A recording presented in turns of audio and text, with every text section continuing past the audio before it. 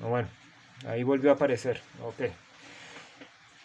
Eh, bueno, Karen, de aquí como esto es lo que aparece y aparecerá bastante feo. Este es un video que se cortó por una llamada, entonces ya estamos en clase hace mucho tiempo y lo siento mucho por todos mis estudiantes. Sigo con Karen. Entonces tú me planteas si la justicia es el elemento, el único elemento según la teoría que plantea Platón en la República, por la cual, estando nosotros en el bios, podemos participar ya de la buena vida, escapar de la justicia. Entonces la respuesta es sí, es una virtud cardinal. La justicia, uno podría incluso lanzarse al ruedo, lanzarse con esto. El ruedo es tal vez el valor principal, más allá del tema del conocimiento, más allá del tema de la amistad, todo estaría dependiendo de la justicia. Es más o menos como ciertas simplificaciones que se pueden dar, pueden tener cierta validez, no del todo, pero tienen gran coherencia cuando Luis Fernando, así es Luis Fernando Galán, el alcalde de Bogotá, bueno, Fernando Galán, así me sé el segundo nombre, dice, mire, yo me voy a concretar en el tema de seguridad, porque el tema de seguridad da tranquilidad, da salud mental, permite la productividad, y yo me voy a concretar y voy a además iniciar desde ciertas partes. Comienzo con Transmilenio y luego comienzo con toda la parte cardinal de los sistemas de comercio. Y aspiro a que al final ello se haya expandido. Esas ideas de poder concretar en, en los problemas y en las relaciones sociales un punto neurálgico del cual dependen varias cosas importantes, es lo que también estaría haciendo Platón en la República con la justicia. La justicia le da el sentido a la buena vida, permite la buena vida, pero con la justicia también tiene sentido el conocimiento, está vinculado el conocimiento. Quien requiere justicia necesita conocer. Quien requiere justicia, quien practica justicia, que es también a donde vamos con Trasímaco, no es meramente el ejercicio del poder, que yo impongo ciertas normas, porque el ejercicio de justicia, al estar preocupado por el bien, tal como estábamos nosotros aclarando con la intervención de, de Polemarco, implica saber cómo se hace el bien, es decir, cómo se mejora a alguien. Bien es mejorar, llegar a cierto punto, a cierto nivel, que es un nivel superior del que se ha dejado. Para yo mejorar, tengo que poder comparar un estado previo con el siguiente, y en relación a eso yo mejoro. Esta es la idea de mejoramiento que se tiene.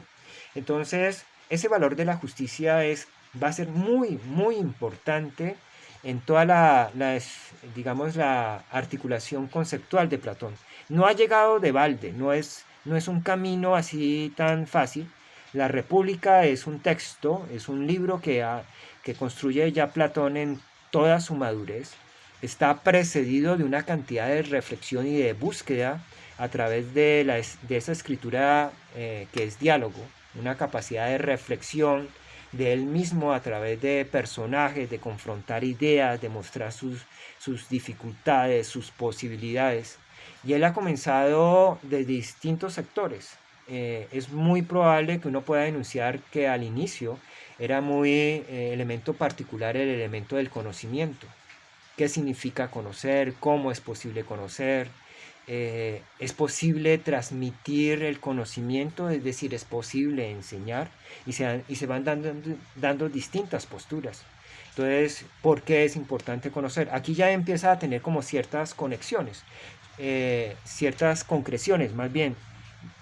Yo he concebido, después de mucha relación con Platón, que Platón, más que una preocupación directa por el ejercicio del conocimiento, tiene una preocupación directa es por el problema de la vida. Por eso es que yo planteé este curso de conocimiento así, en el sentido de que a él le interesa mucho entender cuáles son los rasgos y los problemas de la vida humana.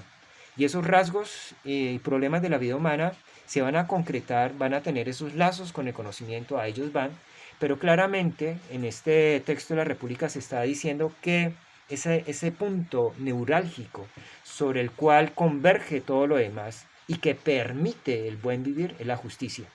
Entonces, a tu pregunta en términos generales, sí, en términos generales, para Platón, quien está en el bios, y somos nosotros los de esta especie los únicos que podemos estar en el bios, es decir, somos los únicos que podemos tener riqueza. Nosotros tenemos riqueza cuando tenemos un tiempo libre de necesidades. Somos nosotros los que requerimos la justicia y es lo esencial que se requiere para poder no caer en el bios, en el terreno de la mala vida y tener la posibilidad de estar en la buena vida. Entonces sí es un elemento. La justicia es aquello que requiere la buena vida. El problema es que esta justicia que está pensando Platón es muy distinta a la justicia a la cual nos va a lanzar Trasímaco, que es una justicia netamente normativa. Si uno mira la intervención de Céfalo y la intervención y argumentación Sócrates-Polemarco, claramente uno entrevé que se está pensando la justicia como una especie de virtud, de cualidad interior, de aquella cualidad por la cual nuestra especie se distingue como especie. Entonces, ¿en qué sentido?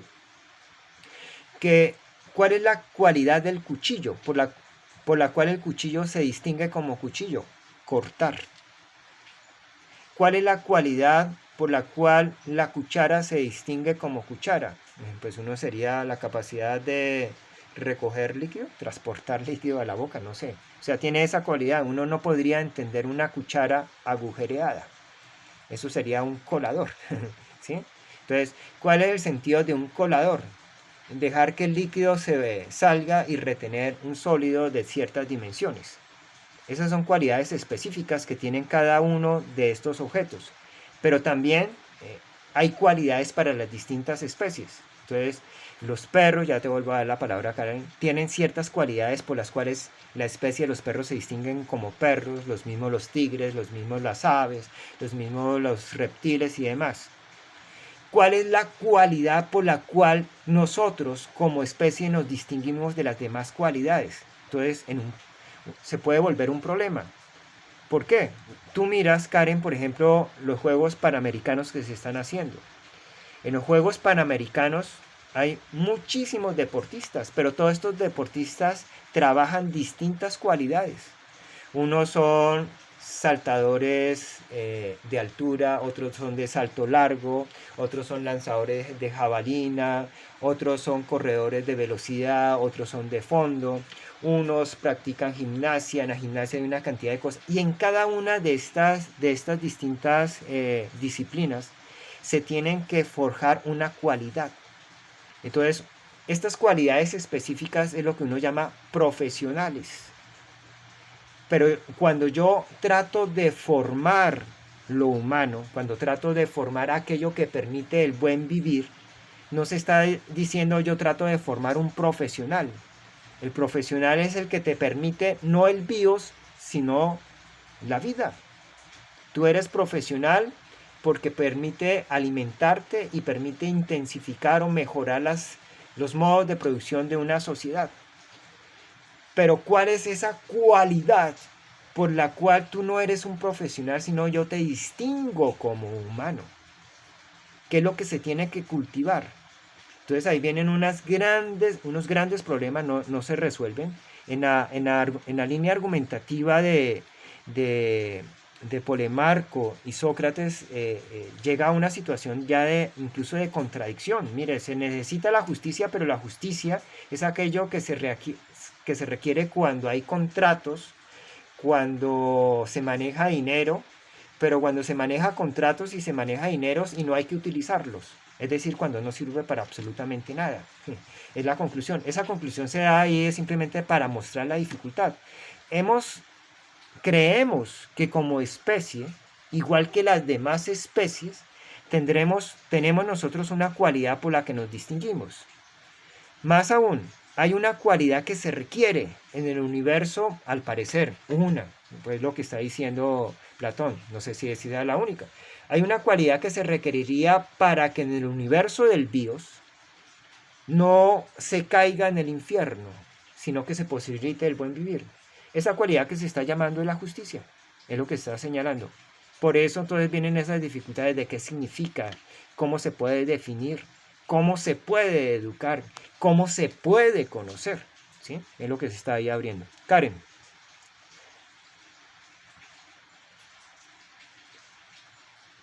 Karen, que volviste a levantar la mano. No sé si se te dañó el sonido.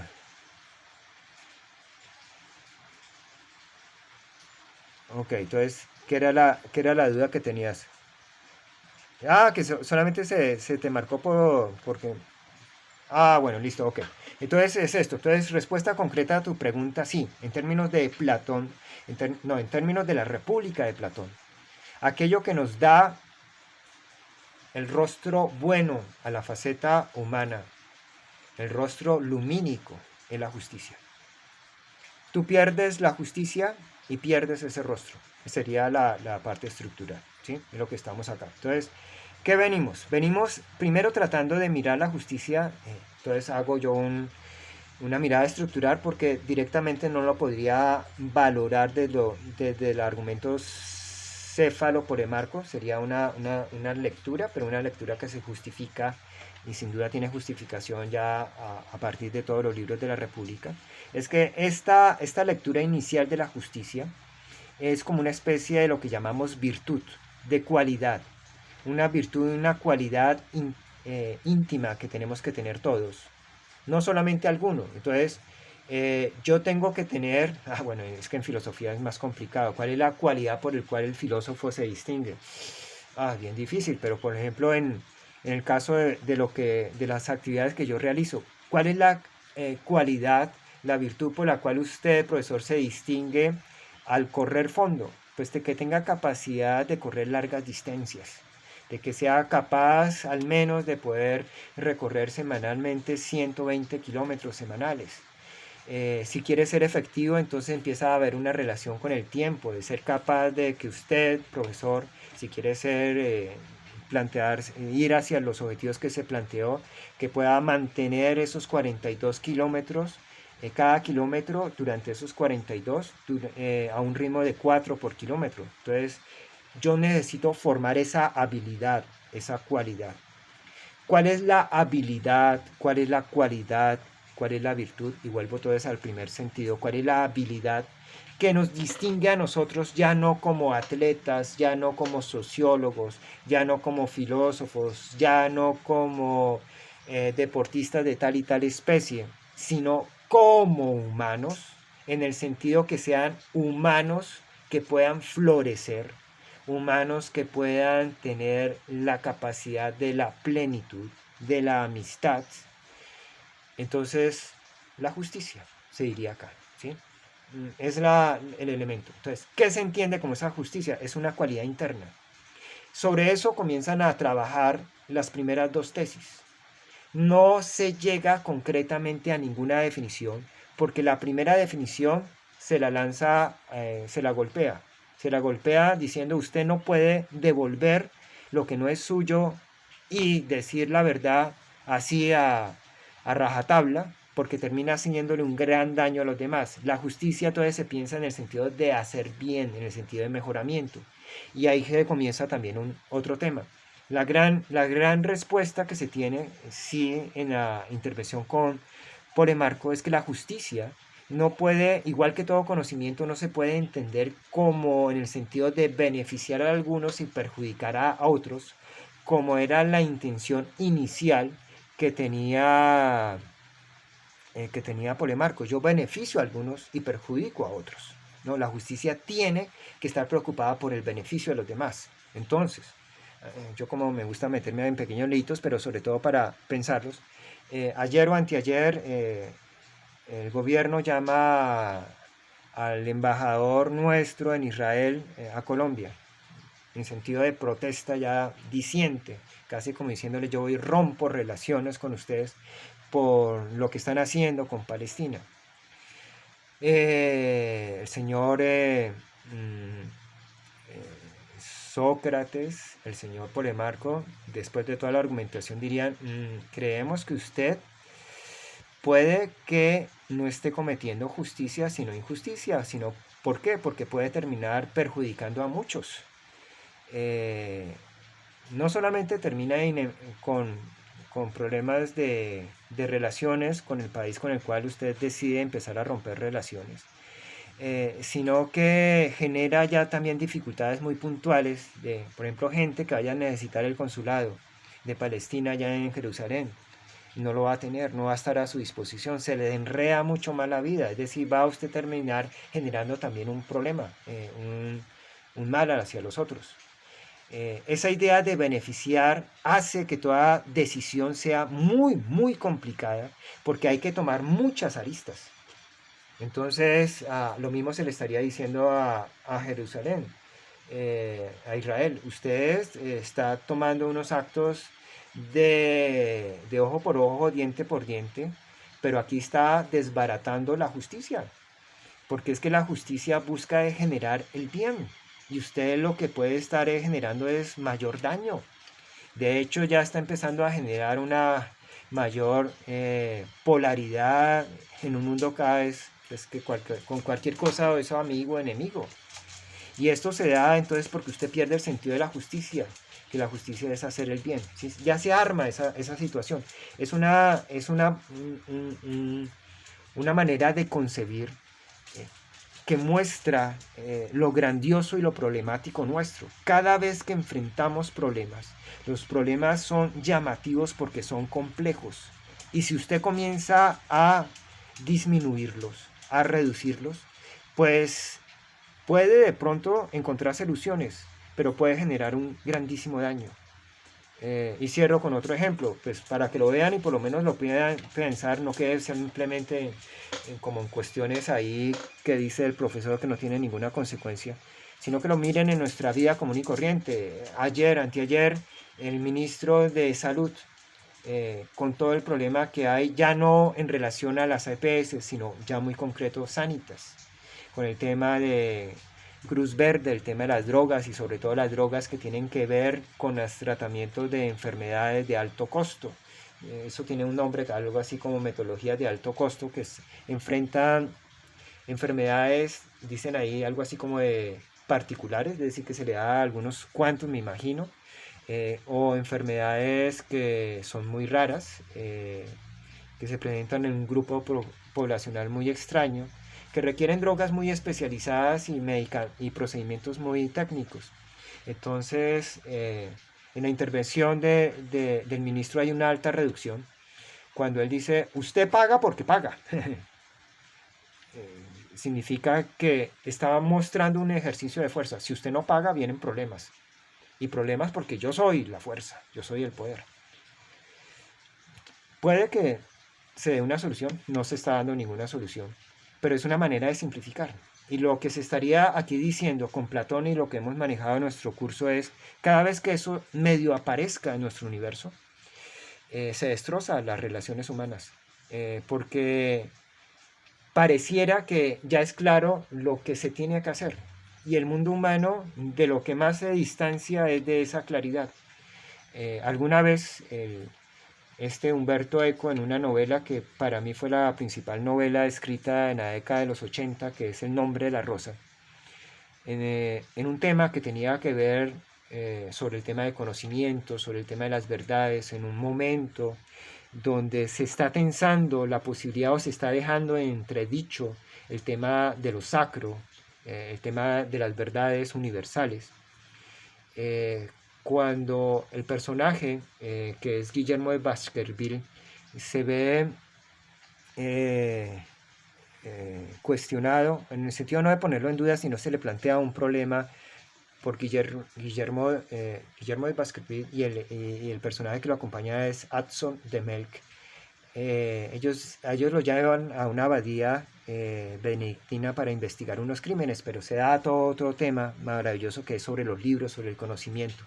Y en una de esas dudas, porque se dan muchísimas, entre otras, ahora que lo menciono, Adson de Mel, que es como el aprendiz que va con este franciscano, que es muy conocedor, Guillermo, Adson reconoce en un momento el amor, queda apasionado, porque en la abadía, en los benedictinos, algunos de ellos se aprovechaban de las personas necesitadas y les daban comida a cambio de relaciones sexuales.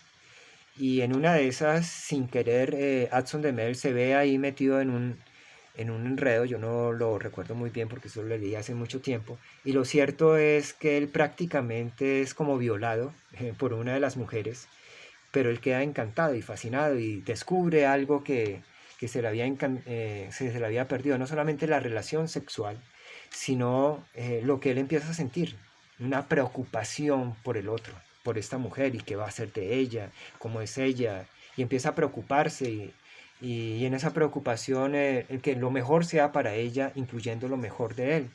Es decir, comienza a aparecer la faceta del amor. A lo que voy muy concreto en esta noción de verdades, cuando se simplifica todo, es que Guillermo, ante una pregunta que le hace Adson, donde empieza a desaparecer también la idea de que existe la verdad, eh, de esa relación de la verdad con lo santo, la mentira con el infierno. Entonces Guillermo más o menos le dice, mira, eh, una, una verdad no tocada por la duda, y yo diría una verdad no tocada por la sonrisa, o sea, cuando uno denuncia algo y se sonríe, eso que está diciendo es también diciendo, no se lo crea tampoco de a mucho. Cuando esas verdades no son tocadas por la duda, por las sonrisas, eh, por esa posibilidad de que están allí, pero simplemente como telares que estamos, como redes que estamos lanzando para poder agarrar algo en el universo que se nos presenta. Esas verdades nunca tocadas por la verdad, por la sonrisa, es lo más cercano al infierno. Es lo más cercano a eso que estamos tratando de combatir, a la maldad. La verdad que no duda, como un círculo que se coge por detrás, toca precisamente lo que quería escapar. Y eso, esas reducciones, digamos, eh, nos llevan a ese terreno. El mundo humano, cuando se reduce en sus complejidades, genera un maniqueísmo, una polarización, donde uno no puede entender los matices y se pierde todo. Y en este caso se pierde el tema de la justicia. Y eso es lo que se va abriendo entonces en el tránsito céfalo-polemarco. Quedó esa parte.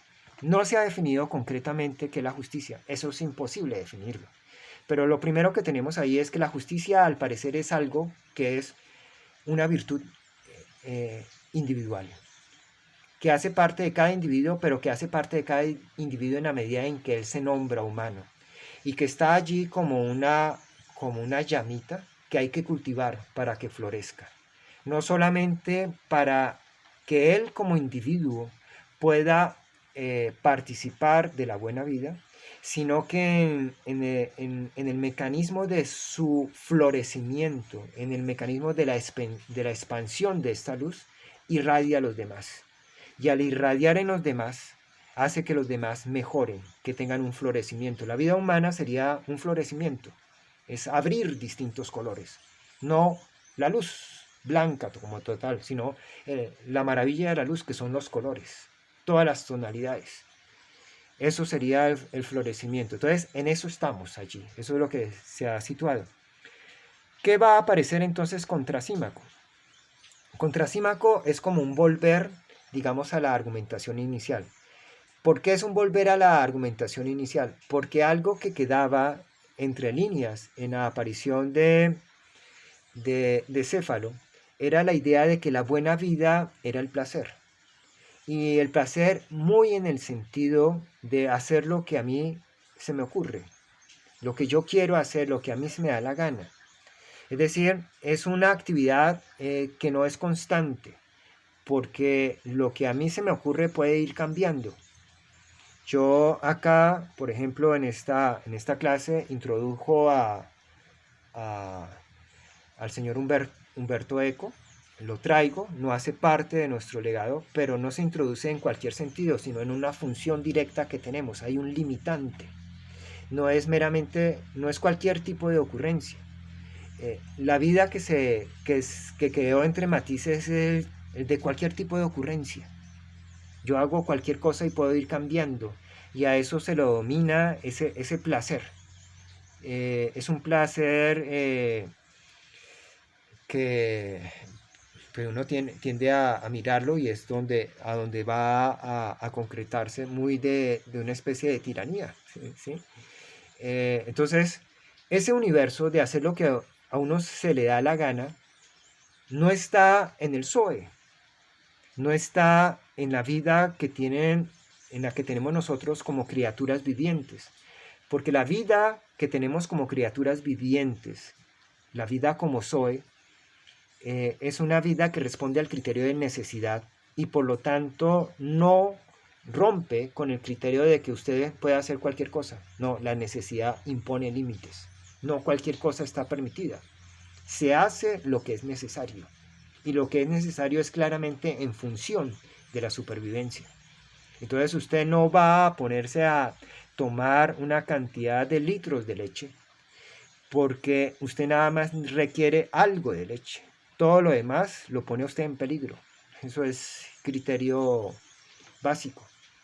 Pero cuando usted está por fuera del criterio de la necesidad, entonces usted no va a tomar simplemente una copa de vino, una copa de whisky o una copa de brandy porque para disfrutarlo, sino en la medida en que eso no es necesario, usted puede terminar acabando con todo.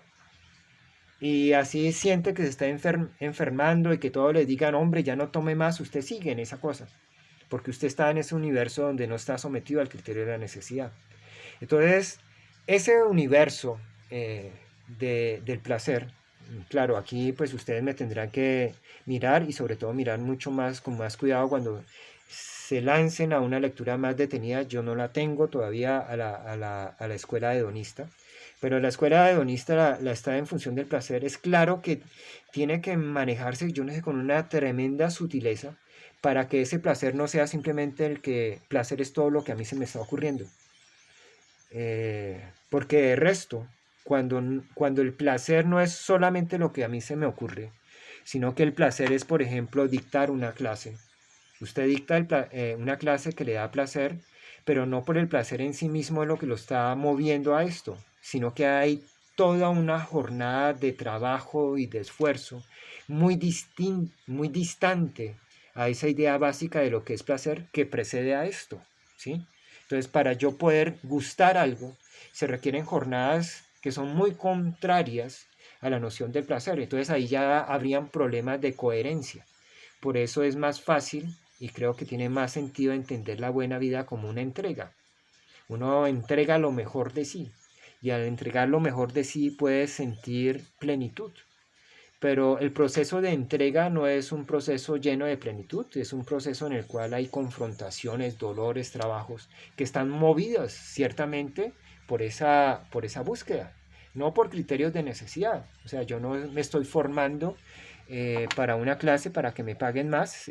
Bueno, sí, es un problema que tengo, pero a mí me interesa en concreto, en cada una de las clases, el poder entregar lo mejor de mí a mis estudiantes más allá de un tema de pagas y entonces lo mejor es una entrega, pero en el universo que está en la mala vida no se da esto, ¿sí? Entonces ahí va a aparecer un sistema de control. ¿Cómo se controla esto?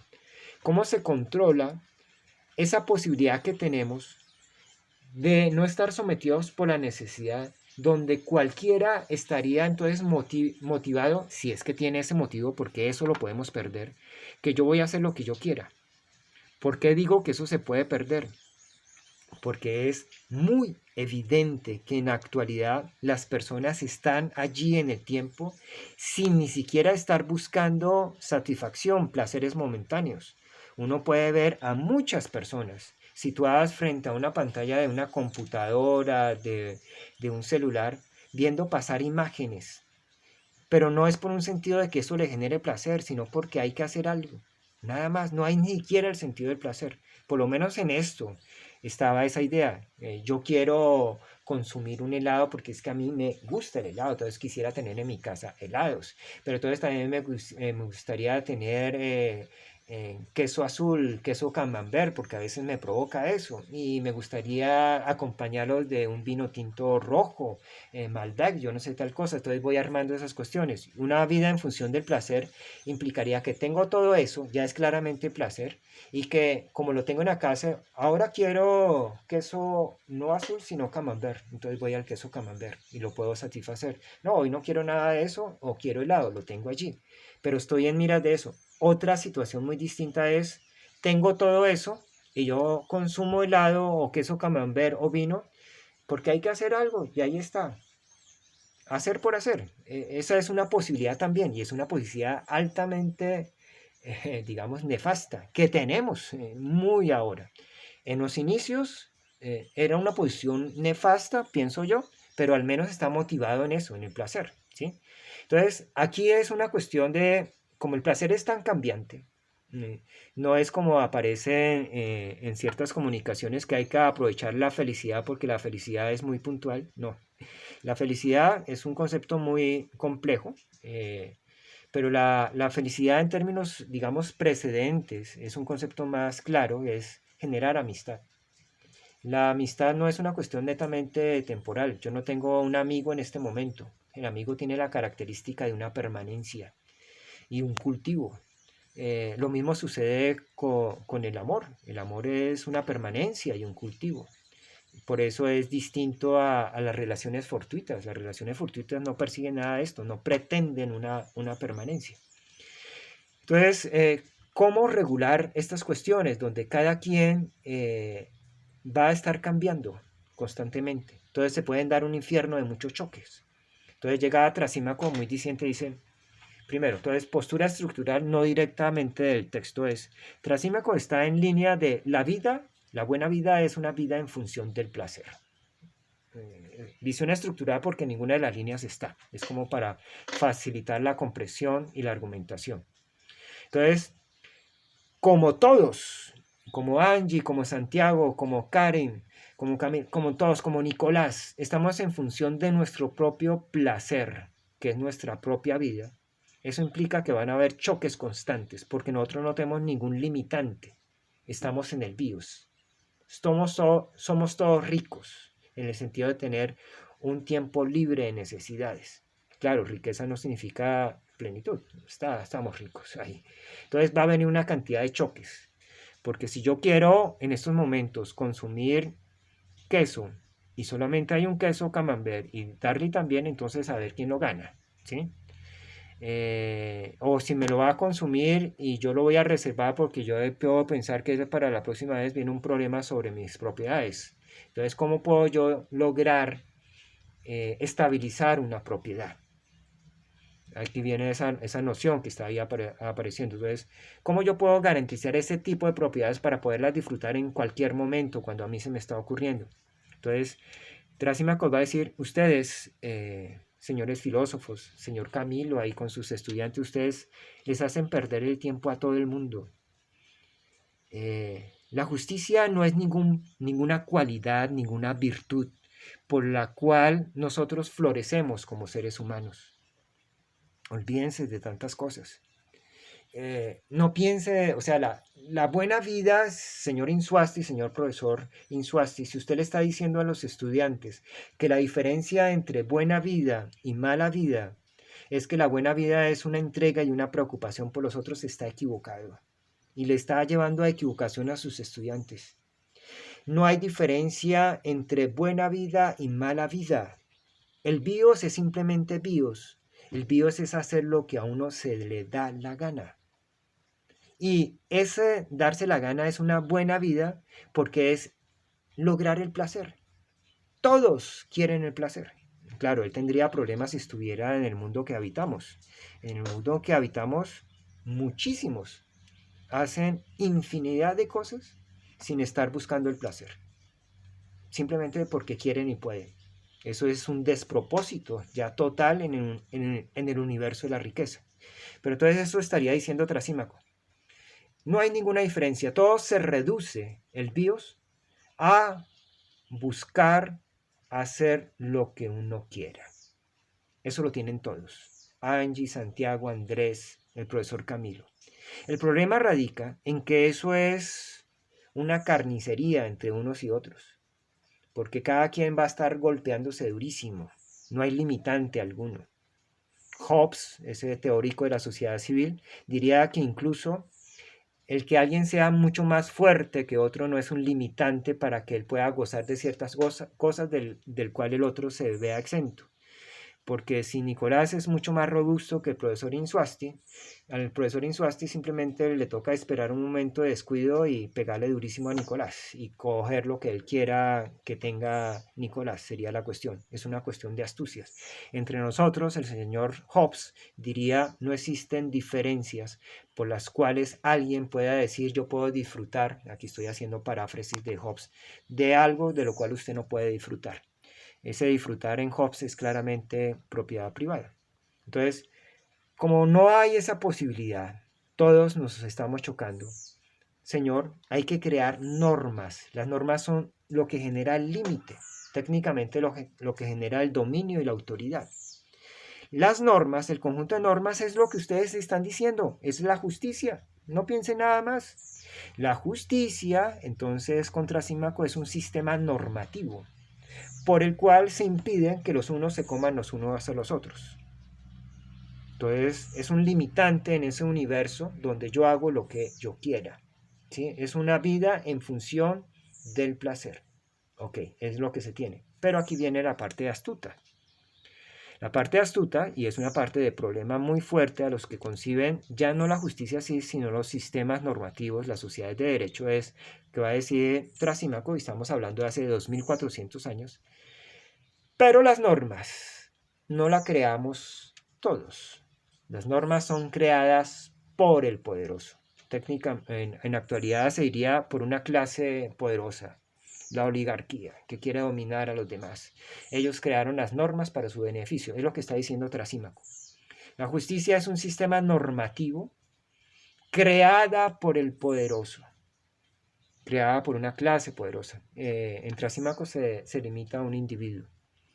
Va a crear ese sistema normativo para que efectivamente él sea realmente el que puede hacer lo que se le da la gana.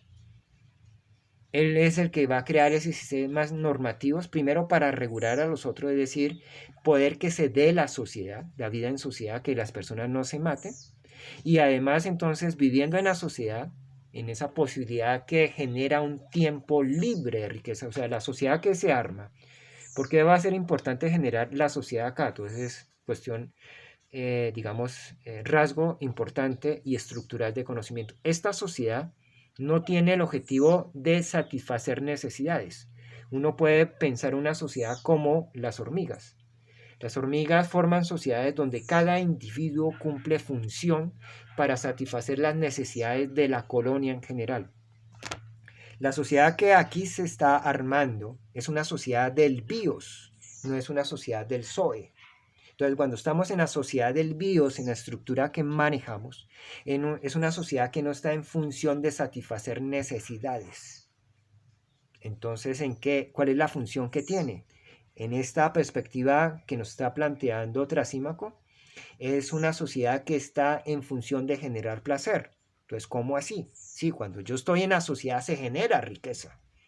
Entonces, generar riqueza no solamente viene allá, sino que está en la riqueza. Permite la procreación de la riqueza. Significa tener tiempo libre de necesidades. Es lo que se tiene. Si no existiera esto, si no existiera esta armazón, pues no se da ese tiempo libre de necesidades. Si no se da la armazón entre el conjunto de seres humanos, pierde el sentido, el bios, incluso en el sentido positivo que hemos dicho. Porque en el sentido positivo de buena vida es una búsqueda de los otros, entrega de lo mejor a los otros. Nosotros que están libres de necesidades, es decir, con riqueza, pero en ese entablado que forma una asociación. Entonces, aquí estamos en la línea de Trasímaco, en una sociedad que su objetivo es incrementar la riqueza, libre de necesidades.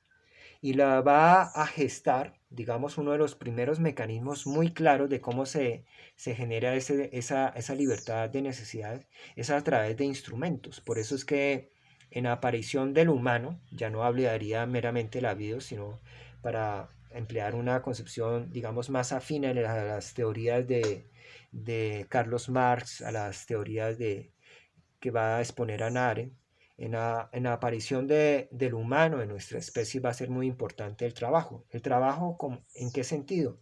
En la medida que va a generar útiles. Útiles. El trabajo no es meramente esfuerzo, el trabajo es lo que genera un útil. Entonces, ¿un útil qué es? Un útil es aquello que me facilita a la enésima potencia todos los temas de la necesidad. Y al facilitarnos, me libera el tiempo. Entonces, un útil es, por ejemplo, la luz, la lámpara. La luz que llega a este cuarto me permite tener una regularidad sobre la claridad de este cuarto. Pero la luz, la energía me permite la comunicación. Entonces la comunicación, en este caso a través de virtualidad, me libera de la necesidad de tenerme que transportar. Pero transportándome el útil del carro me libera de la necesidad que implicaría el consumir tiempo, mucho más tiempo en el transporte público. Entonces el carro privado me libera tiempo.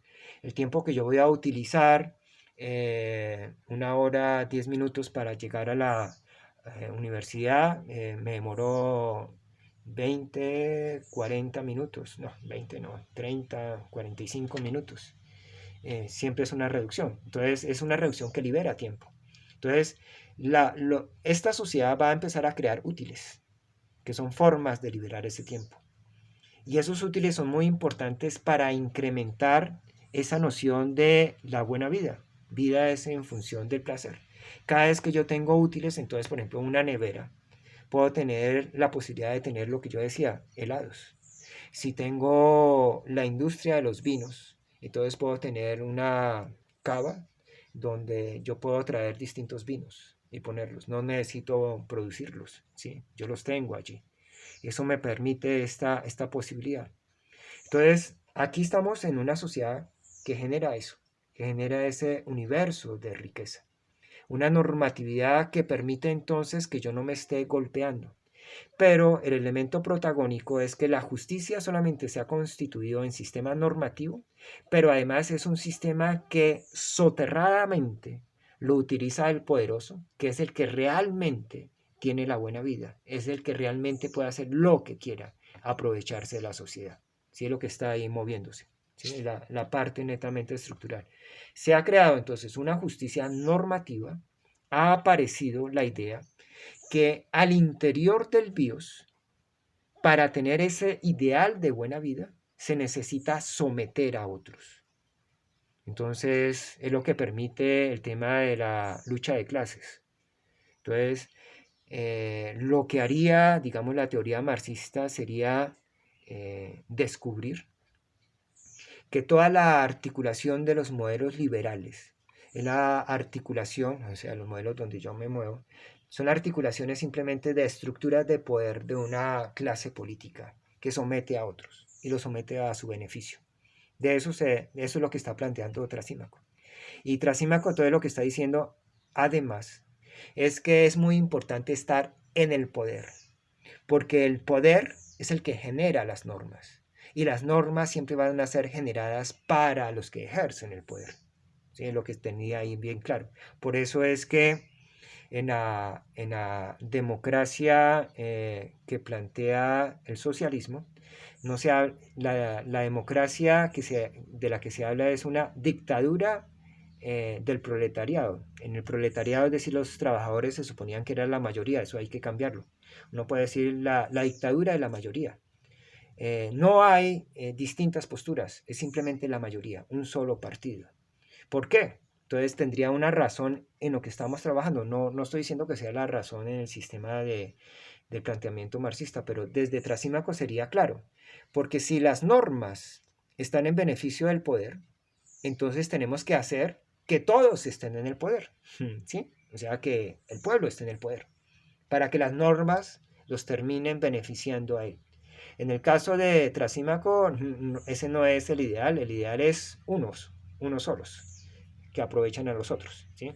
Que por eso es que lo tienen sometido. Entonces, en esta estructura, que sería que todos están en el poder, no habría directamente un sometimiento normativo, si es que todos están en el poder, ¿sí? Sería la cuestión. En la práctica, ya en la práctica, no en términos teóricos, es decir, cuando uno ve la evolución en los países que fueron de la cortina de hierro, en la práctica lo que se vio, y que después incluso todos los intelectuales tan importantes como Sartre van a ser como un baldeado de agua fría, es que en las estructuras se van a crear, ciertamente es también una clase dirigente que van a tener los grandes privilegios, que va a ser lo que en la Unión Soviética se llamaba algo así como el poliburo. Ellos tienen todos los grandes beneficios y los otros no. Pero bueno, eso son cuestiones ya que uno puede ir modulando y dirá que pueden ser errores de la aplicación teórica de la teoría. Vuelvo a nuestra cuestión. Apareció entonces la idea de la ley como un sistema normativo y la ley como una estructura que ejerce un poderoso para someter. ¿Por qué el poderoso necesita de la estructura normativa y no lo hace a través directamente de su fuerza? Pues no lo hace por muchos ejemplos que son muy sencillos. Si usted mira las estructuras delincuenciales pueden acabar con una sociedad como quiera, pero no genera un modo de vida que sea ideal ni siquiera para los cabecillas de esas estructuras delincuenciales, porque dado el ejercicio de la fuerza que hacen, de inmediato están generando enemigos. Entonces, si usted procede, y ya cambiándolo, podía hacer unas interpretaciones, ¿por qué se dieron ciertos cambios en la articulación, en la articulación de los gobiernos locales, de lo que se estaba generando? Pues uno podía decir, pues mire, la manera como se está gobernando está generando o estaba generando, bueno, no sé, yo creo que todavía mucha resistencia, porque implica una exclusión muy fuerte, muy marcada, y genera entonces una reacción. Cada vez que usted se sitúa frente a una postura de una manera radical, usted genera una resistencia. Entonces eso lo va a tener muy claro Trasímaco, y él lo que va a tratar es de no mostrar al poderoso como poderoso, y va a mostrar entonces al poderoso como aquella persona que forma normas en beneficio de los otros, teniendo claramente la idea y la concreción que las normas están haciendo para beneficio de sí. Por eso es que desde el inicio, no solamente Trasímaco define así la justicia, sino que va a señalar que la justicia, el ser justo implica es un bien para los otros, no para quien la practica, que es también como una especie de ironía frente a la línea de argumentación de Platón. Entonces, porque es un bien ajeno, es concretamente lo que dice. ¿Por qué? Porque cuando usted es justo, realmente lo que está es cumpliendo una normatividad no que te beneficia a ti, sino que beneficia al que la creó, ¿sí? Lo que estaría en esa parte. ¿Qué aparece, digamos, más allá de la parte netamente argumentativa puntual, que es muy rica, es qué es lo que va a moverse? ¿Cómo va a solucionar este problema, digamos, Sócrates? ¿Cuál es el problema que se está armando? El problema, digamos, le están diciendo a Sócrates y Platón, o Platón mismo se está diciendo a él, que no hay una justicia como valor cardinal, como virtud humana, que no podemos hablar de ninguna virtud que nos distinga a nosotros como humanos, que todo de nosotros es artificio, y que por lo tanto, como todo es artificio, una de las consecuencias directas es que también eso que en un sentido estaba diciendo allá el señor Camilo de lo sobresaliente puede ser simplemente una cuestión, como dirían muchos, muy romántica, pero que en la práctica eso no tiene ninguna importancia, porque la buena vida es propia satisfacción, que es placer, ¿sí? Se pierde como ese sentido de la historia, se va como destrozando la posibilidad de recuerdo y quedarse solamente en un instante que es netamente pasajero, pero en el cual uno se da sus propias satisfacciones. Entonces se destroza la posibilidad de la formación. En el BIOS no hay que preocuparse por ningún tipo de formación, no hay que preocuparse por una justicia que sea cardinal en el sentido de virtudes. No hay que preocuparse por ninguna cualidad que nos distinga como humanos. Tenemos distintas cualidades, pero esas cualidades son simplemente funcionales.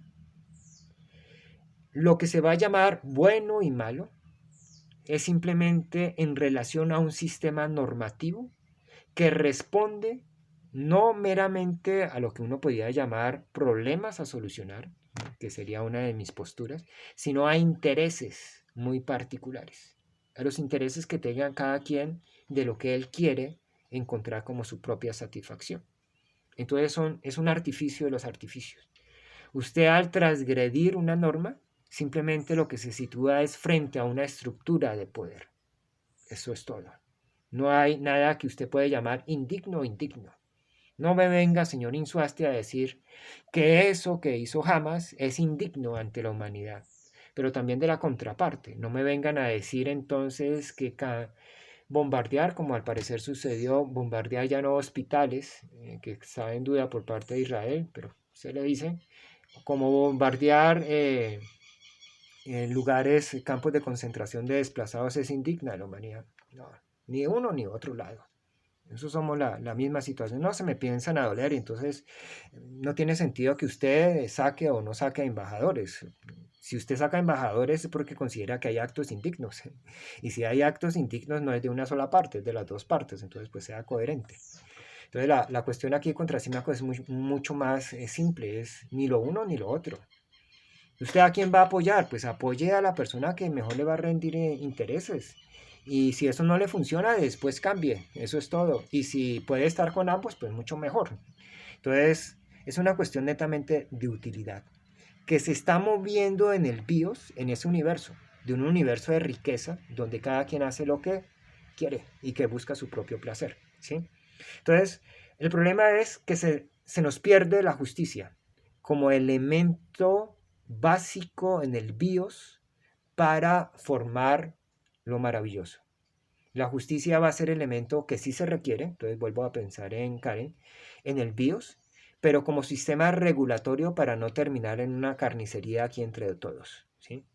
Que al menos esa cuestión, al menos cada quien en su parcela pueda hacer lo que quiera, que uno pueda cerrar aquí el cuarto y usted encerrado en su cuarto, si quiere comenzar a destrozar la biblioteca, lo haga, si quiere empezar a darle patadas a su perro, lo haga, a tirar las cobijas por todo lado. Si usted quiere hacer allá eso en su cuarto, lo vaya a hacer, pero ya es muy distinto que vaya y se meta con la biblioteca de su papá o con la cama de su mamá y demás cosas. Se generan esos límites, pero no tienen ningún elemento de formación. Se nos pierde también la capacidad de formación.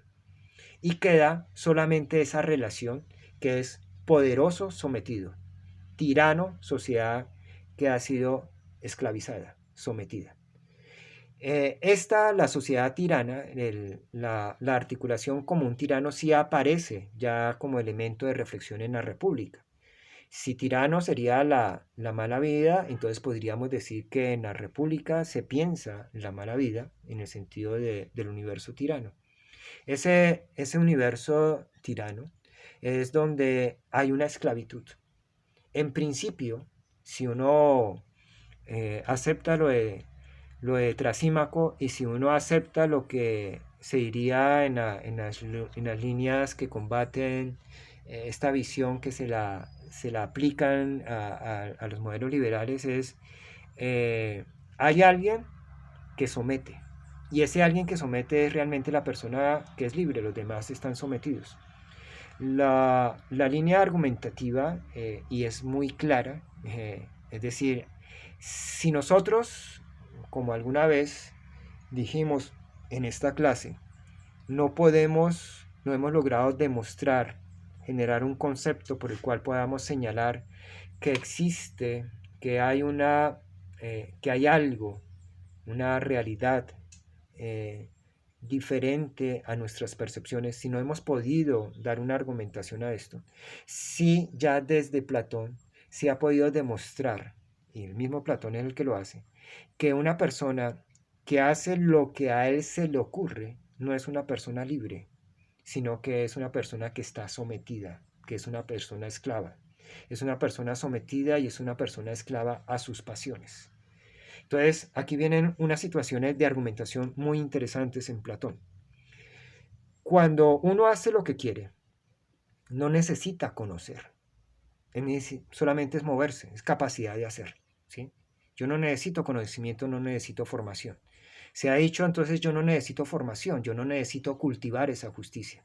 Entonces, en la línea argumentativa es muy, muy lúcida, muy rica por parte de Sócrates porque empieza a señalar primero que usted, en la medida que quiere hacer lo que le genera placer, necesita saber precisamente qué es lo que le genera placer y qué no. Y eso ya implica conocimiento, no es cualquier cosa.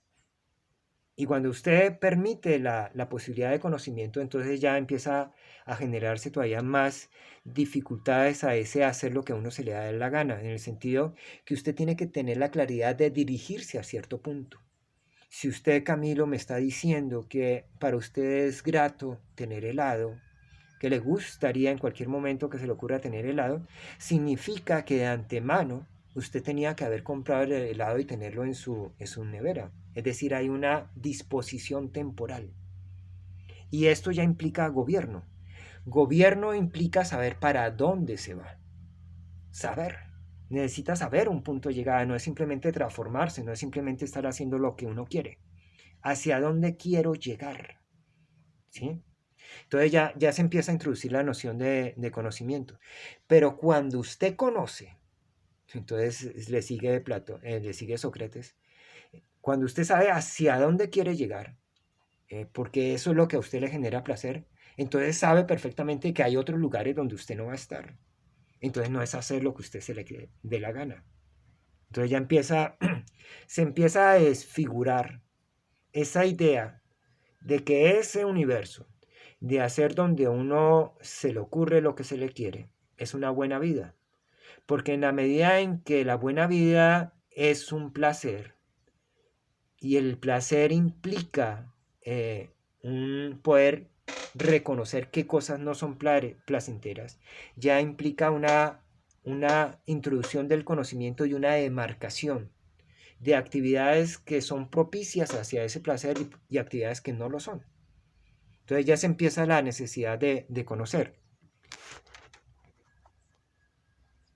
Ok, listo, sí, ya, espero que... Ok, listo, los que se hayan retirado... Ah, los que se vayan retirando no... Bueno, no, ok, listo. Entonces, voy terminando, es que como perdimos los primeros 20 minutos, se nos fue por esa llamada. Entonces, ¿qué tenemos? Comienza a surgir esa necesidad de conocimiento. Pero cuando aparece también la necesidad de conocimiento y la idea de gobierno, es decir, usted necesita llegar a un punto. Quien tiene el poder no necesariamente gobierna. Poder es capacidad de hacer. Pero en un mundo por fuera de la necesidad, usted puede hacer lo que se le vaya ocurriendo. Eso no es gobernar. Gobernar es seleccionar ciertos lugares. Y el gobierno es no solamente seleccionarlos, sino llevar el navío hacia ese lugar. Tener la sapiencia de un saber hacer a ese lugar. Entonces, cuando usted sabe llegar a esos lugares, también se introduce la posibilidad de comparar, es decir, de mejorar. Y vienen entonces introducciones de nuevos matices. Cuando usted gobierna, la característica del gobierno es que cuando usted gobierna usted tiene que cobrar, salvo muy poquitas actividades que no son profesionales, como es por ejemplo el ejercicio de la filosofía o digamos en términos un poco menos, digamos de nombres, el ejercicio del pensamiento y el pensamiento que yo haría por ejemplo en público, que sería una de las clases. Uno allí en ese tipo de actividades, uno de inmediato tiene un beneficio a sí mismo. Yo estoy realizando algo, pero en la medida en que estoy modulando, confrontando y depurando teoría, yo mismo me estoy depurando, yo mismo estoy mejorando. La característica general de todas las actividades que buscan un bien es que normalmente no se benefician a sí mismo, sino que benefician a otros y por eso es que se cobra. Si usted va a cobrar dinero es porque usted reconoce que en eso que conoce En ese campo de conocimiento no se logra directamente un beneficio, sino que el beneficio es a los otros. Entonces lo que le está mostrando el señor Sócrates en la línea argumentativa a la postura de Trasímacos es que varias cosas. Primero, que quien está en función en sus placeres no puede hacer cualquier cosa, porque cuando uno está en función de sus placeres tiene que reconocer realmente qué es lo que genera placer. Ese estar sometido a cualquier cosa realmente sería ser esclavo, ¿sí? Y el problema de la esclavitud de ser esclavo de sus pasiones significa que usted puede terminarse destrozando. Si usted no quiere destrozarse, si usted quiere tener un placer realmente, tiene que dirigir, tiene que gobernar. Luego el ejercicio de las leyes, de generar normas, que usted está diciendo que es del poderoso, del que tiene poder, no es ejercicio del poderoso, del que tiene poder por sí, es el ejercicio del gobernante. Y el gobernante siempre lo que hace es en miras hacia algo, y sobre todo en miras de quien gobierna. Es decir, que aunque también es claro que está buscando su bien, sobre todo está construyendo el bien de los otros. Entonces le va revirtiendo completamente la argumentación.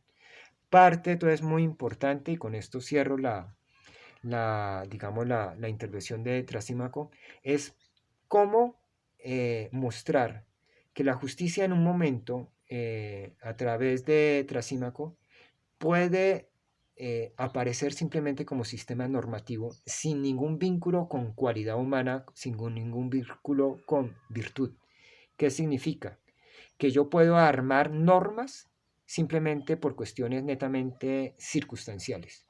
Y lo que se está entonces mostrando con toda la línea argumentativa es, ok, podemos entender también la justicia como sistema normativo, pero la justicia como sistema normativo no está no solamente ni en función del poderoso, porque el poderoso es gobernante, sino que además el sistema normativo, al preocuparse sobre los que gobierna, tiene una preocupación por el bien de los otros. Significa entonces que el sistema normativo no es meramente ocurrencia de momento, sino que de alguna manera implica una preocupación por el bienestar, por el conocimiento, en sentido más concreto, con una idea de justicia interna, esa justicia que en la República se llama Calípolis, la ciudad interior, una ciudad interior que todos tenemos y que podemos cultivar para que en las relaciones con los demás, independientemente de los esquemas normativos, podamos practicar esa justicia por la cual es posible el bios como buena vida. ¿Sí? Es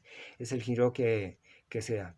Eso esto es, digamos, la situación con Polemarco, la parte final de la República. Con esto terminamos esta presentación para, bueno, esta parte de la República para mirar, digamos, la lectura que tiene Hannah Arendt sobre el mundo moderno, que, que claramente en la condición humana tiene raíces en el mundo griego, pero unas raíces en el mundo griego que en la condición humana ya tiene una confrontación, digamos, un diálogo, una dialéctica, que es la teoría marxista. ¿Sí? Va a haber esa confrontación ahí directa, muy importante para poder mirar lo que estamos. Ya estamos anticipando un poco que la manera como estamos presentando la noción de economía como formación de riqueza se va a distanciar también con Hannah Arendt, a pesar de que sea tan querida con el profesor Insuasti,